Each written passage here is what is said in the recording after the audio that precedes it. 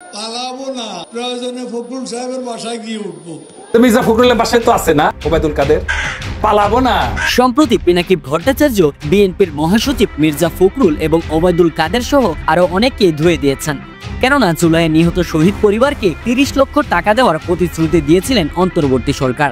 তবে সরকার না পারছে আহতদের সুচিকিৎসা দিতে, না পারছে শহীদদের পুনর্বাসনের ব্যবস্থা করতে। এই নিয়ে কারো কোনো সঠিক পরিকল্পনাই দেখছি না। আমি নিজে ব্যক্তিগতভাবে দুইটি পরিবারের দায়িত্ব নিয়েছি। আনাসের পরিবার এবং রাখের পরিবারের দায়িত্ব নিয়েছি বাবা হিসেবে।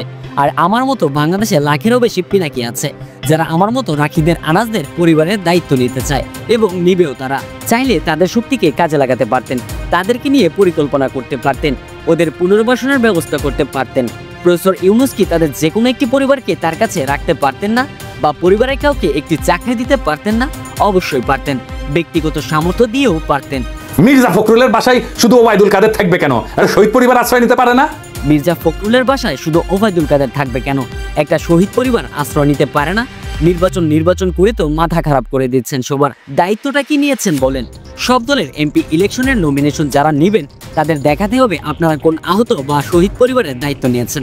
দল থেকে দিয়েছেন নাকি সেটা না। আমরা জানতে চাই আপনি নিজে কি করেছেন, আপনার বাসায় শহীদ পরিবারে কেউ আছে কিনা। আগামী বাংলাদেশ সেই নেতাই চায় যে কিনা কোথায় না কাজে বড় হবে।